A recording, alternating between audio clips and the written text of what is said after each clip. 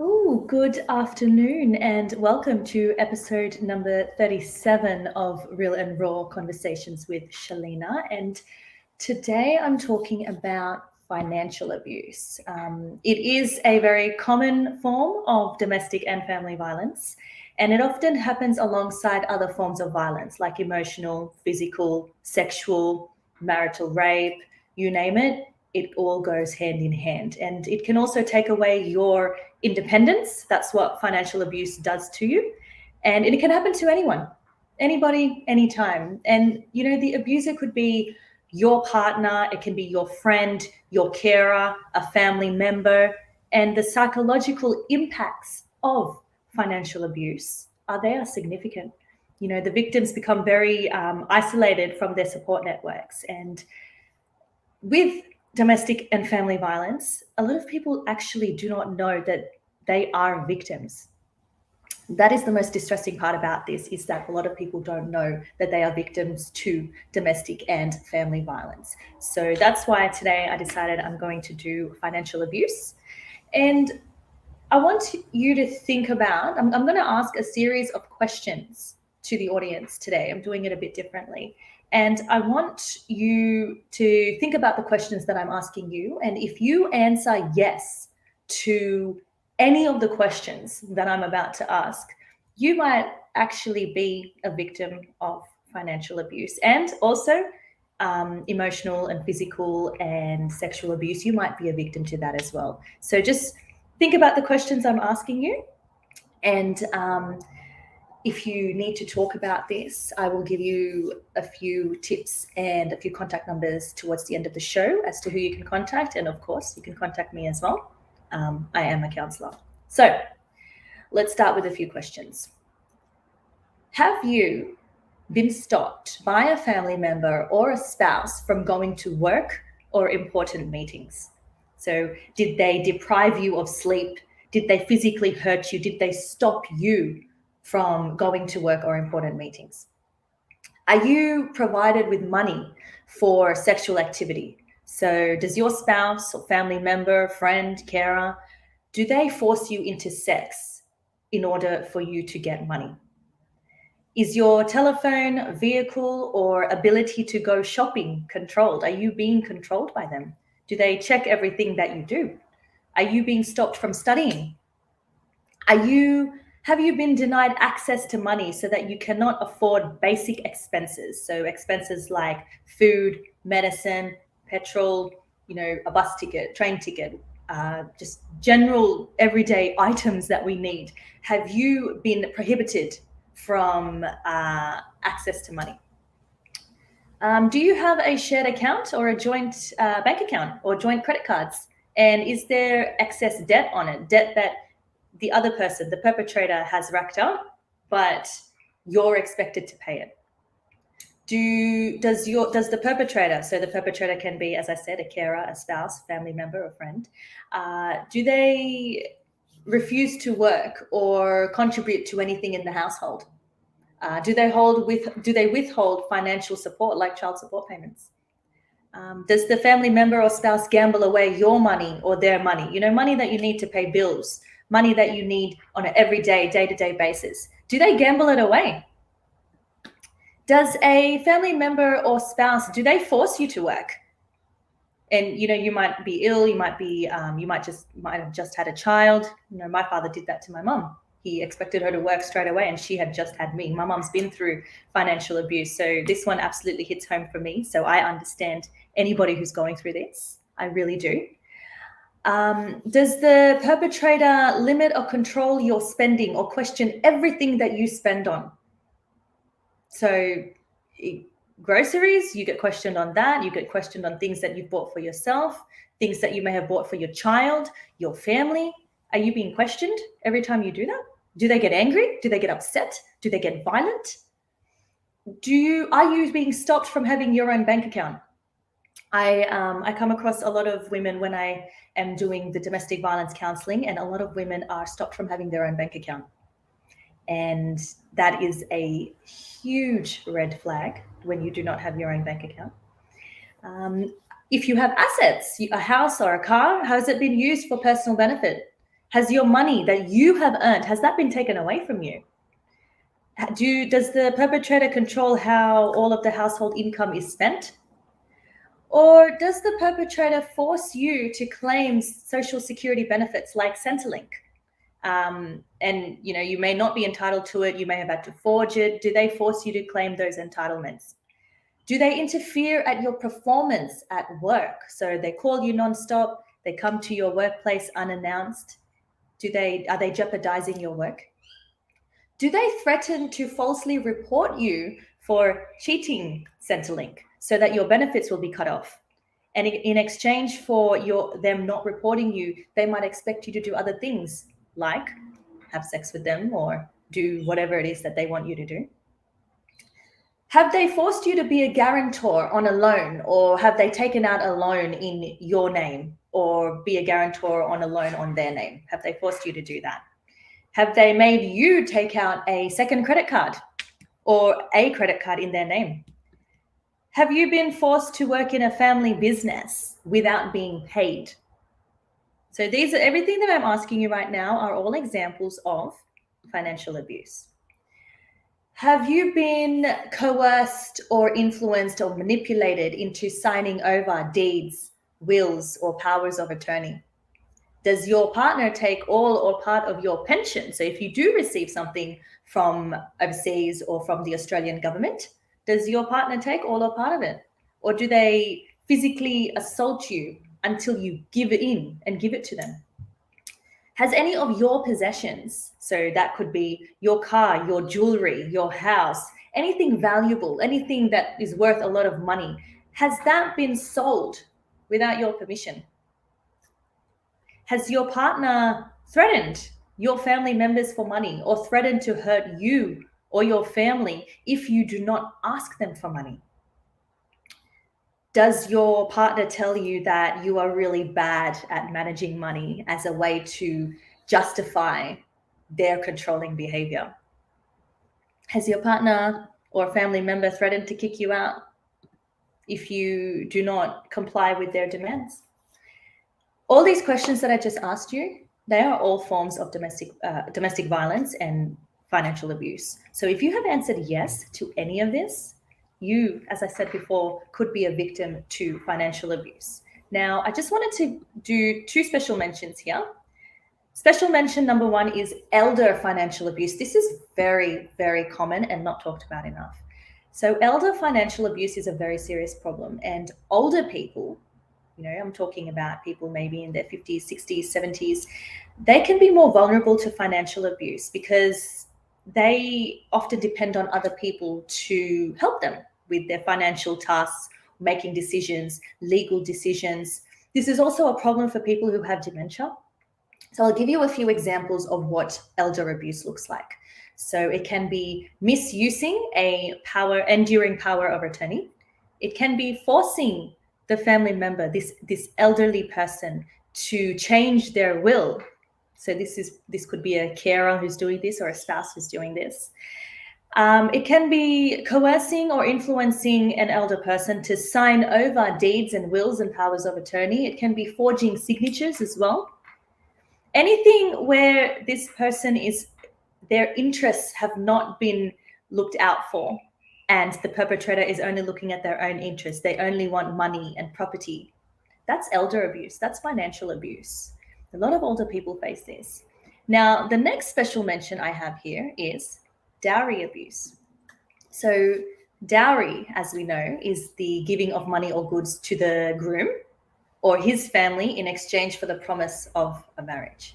Now, dowries began to start being transferred directly to the groom or his family, and this has led to an increase in emotional, physical, and financial abuse, particularly amongst women.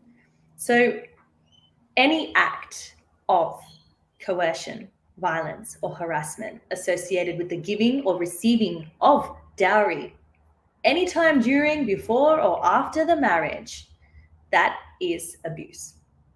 Dowry-related abuse is, what it involves is claims that, the dowry wasn't paid, it wasn't, and they want more money, they want more gifts from the woman and her extended family. So there is a lot of dowry related abuse that does happen quite a lot in South Asian cultures. We know this, being Indian, it does happen a lot. So if you want to know how you can help rather, and how to advise somebody you may know who is going through financial abuse, of course, the first number that you can call is 1-800-RESPECT. That is 1-800-737-732. That is also the National Domestic Violence and Sexual Assault Hotline for men and women. So there's no discrimination here. The next place that you can call is Relationships Australia. So that is 1300-364-277. You can call them as well to talk about your situation. And you can also call for women. You can call Women's Line on 1-800-811-811 as well. And you can also call, if there are any men who are going through this as well, you can call Men's Line on 1-800-600-636. We have a comment from Pravati who says that dowry is a real coercive abuse amongst South Asian communities. Yes, it is. Yes, it is. It really is. It sometimes isn't very direct. It can be very indirect, but there's a lot of people who suffer from dowry abuse, and it doesn't seem to end. It happens before, it happens during, it happens after the marriage, and there's so many threats being made to families, and it's so unhealthy, and it's so sad that this continues to happen. Now, if you want to think of other ways that you can be safe, so I'm going to give you some other ways that you can be safe.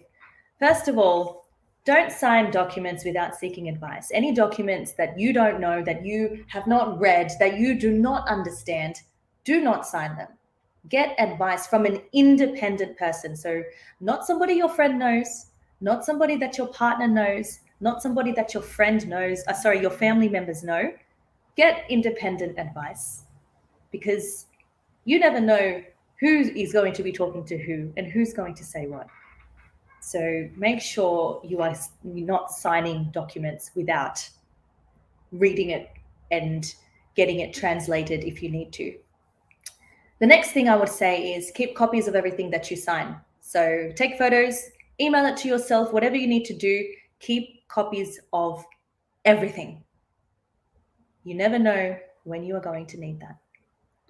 Now, the next thing that I would say is when it comes to legal advice and financial advice, please go and get your own confidential advice. Please do not. Once again, I've spoken to so many women, especially who have gone through domestic violence or are going through. And when they tell me about the lawyer they're going to talk to, the financial advisor they're going to talk to, it's almost always somebody that their husband knows. Don't do that. You don't know who speaks to who. You don't know if your information is really going to be confidential if they are known to somebody that you know. So please do it yourself. Don't listen to your friends for advice, because not everybody knows the right advice to give you. Not everybody's advice is going to be accurate. So it's so important that you get your own advice. Immigration related, financial related, legal related. Please do not fall into the trap of listening to your spouse or your friends. The next thing I would say is stay in touch with people that you trust. So your workmates, your bosses, if you can, a family member, a teacher, a friend, stay in touch with these people, because they might be the ones who might be able to help you and guide you when you need. So, a lot of people live in shame. They're very afraid to speak about what they're going through, and that's why they continue to suffer. Please don't do that to yourself. There are hotlines you can call, and I'm sure there are people that you can talk to. Please reach out. When you call a hotline, you can always remain anonymous. They don't need to know details about you, but please reach out if you need help. The next thing that I would suggest is that, and only do anything that I have said today if it is safe to do so. If you do not think that anything I have said is safe in your situation, please don't do it. You are the best person to judge whether it is safe or not to do so. So don't listen to me if it's not something you don't feel is safe. Don't listen to your friends or your family if you feel you will be in danger, okay? I'm only telling you things to do if you feel it is safe to do so. So the next thing I would say is, if you can, open your own bank account and your own PO box, your own post office box. You will be doing yourself a very big favor if you do that. If you are able to do that, please do that. At the same time, you can, if you have any documents you need to store, things like birth certificates, citizenship papers, passports, anything else. Some banks do offer you like a deposit, what do you call it? One of those deposit papers, deposit envelopes, that's what I was looking for. You can store your documents with the banks. Once again, speak to the bank that you're with or another bank that you wish to open up an account with. They might be able to help you more with that. The reason why I say to open a PO box is so that all your mail is safe and it goes directly to your post office box. The next thing I would say is that if you do have joint bank accounts with your partner, review the statements regularly just to see what's going on, just to see what's there. Oops, I didn't spell that right. Review joint statements is what I was trying to say there. Make sure you review them regularly. If you need help, go to the bank that your statement is with and get them to explain to you what the transactions were. If there is a joint account, you should be able to do that at the bank.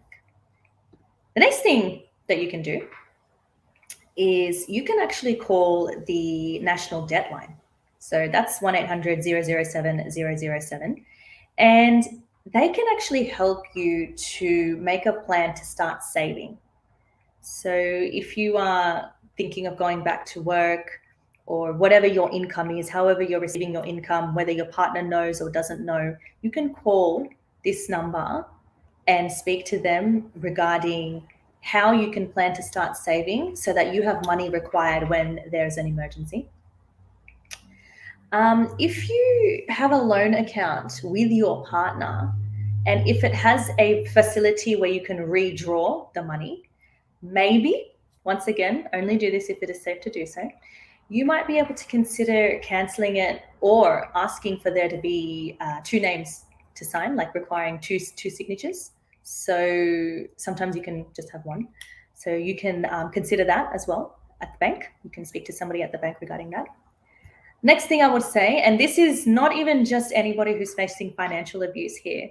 This is people who are facing legal abuse, immigration abuse, financial abuse, any type of abuse. Please keep photocopies, all legal documents. I'm talking birth certificates, cards, passports, citizenship documents, immigration documents, finance documents, you name it. Keep photocopies, take photos of it, email it to yourself, email it to somebody who's trusted. Keep photocopies. There are many times where perpetrators of domestic violence, they confiscate these copies. They confiscate, the originals, and people don't have access to their own documents. So if it's possible, if it's safe to do so, make a photocopy. If it's safe to do so, take it and maybe you can put it in a one of those security envelopes at the banks. Give it to somebody who you trust. Keep it somewhere safe because your documents are yours and you never know when you're going to need them for a quick escape if you're facing domestic violence. And remember that if your family member or spouse has access to all your details and documents, it's very easy for them to control you. That's how it happens. They keep copies. They keep all this with them because it's very easy to exploit somebody when you have them under control, right? So they can open bank accounts in your name and get you in trouble. They can forge signatures. There are so many things that they can do, so many damaging things they can do if they have taken the power over you. And that's what domestic violence is. That's what financial abuse is. Now, not all of these things that I have said today may apply to you. Not all tips that I have may apply to you. Domestic and family violence is case by case. It's not one shoe fits all. So if you need help, whichever form of domestic violence and family violence you are facing, it can be academic abuse, it can be financial, immigration, legal, it can be spiritual, anything, whatever you are facing in your marriage, if there is an issue in your marriage, please speak up. There are ways out. I'm not going to tell you that it's going to be easy. It's not, but it's almost always worth leaving an abusive relationship if and when you can, if it is safe to do so. Now, before I go, I want to leave you with something. Anyone can be a victim or a perpetrator of domestic violence. You know, the grass isn't always greener. So you might see somebody who you think they don't seem to be suffering. It doesn't mean that they're not suffering. You know, so many people, they suffer in silence across the world, in Australia alone, in the Indian community alone. So many people, they are suffering in silence on a daily basis. They are living in fear on a daily basis. So please don't make assumptions. You know, you might look at someone and think that they are not capable of committing acts of violence. And the truth is, anyone, anytime, any place can be a perpetrator of domestic violence, or they can be a victim. So when a person comes to you and they are asking you for help, believe them. Please believe them, because you might be the only one who helps them. It might just be you. Now, if you need help, I have mentioned the numbers on today's show. Please reach out. You can also reach out to me. I am a domestic violence and trauma counselor, so I can help you formulate a plan to escape. Leaving a domestic violence relationship, it's not easy and it's not quick, and it requires safety planning. It's not something that you can just leave just like that. This is why a lot of people stay. So the worst thing that you could possibly ask a victim of domestic violence is, why did you stay? Believe me, if they thought there was a way out, if they could see a way out, they probably would have done it by now. So we can help. We can help you. So Prabhati says, very practical and real issues, Shalina. Yes, thank you. There's unlimited conversation around this topic of domestic violence. This is just the tip of the iceberg. She's also said, I hear stories from many who seem to be perfectly okay from the outside. Yeah, this is the thing. You don't know who's struggling. And it's not just struggling with domestic violence. You don't know who's struggling with their mental health, with feeling suicidal, with feeling isolated, feeling alone, with feeling depressed, with feeling post-traumatic stress disorder. So many people feel alone for so many reasons. So please be the light if you can. And if you don't know where to send a person for help, please send them to me. Give them numbers that they can call. Just be their pillar of strength if you can be. Validate how they feel. The most powerful tool when it comes to helping somebody is, honestly, it's just validation. Validating their pain and what they're going through. If you can do that, you've already helped them a lot. So just be the support network that you would want if you were in such a situation. Okay, so thank you so much for joining me. I will see you in the next episode. Please take care of your mind and your body and your soul for now, but please reach out if you do need help. There is no shame, not now and not ever. If you are struggling and you need to reach out, I have been a victim of domestic violence. So has my mother. I know what it feels like. Believe me, I do. So you are not alone. I will speak to you in the next episode, all right? Bye for now. If you need anything, if you are struggling, please reach out to me. You know where I am. Bye for now.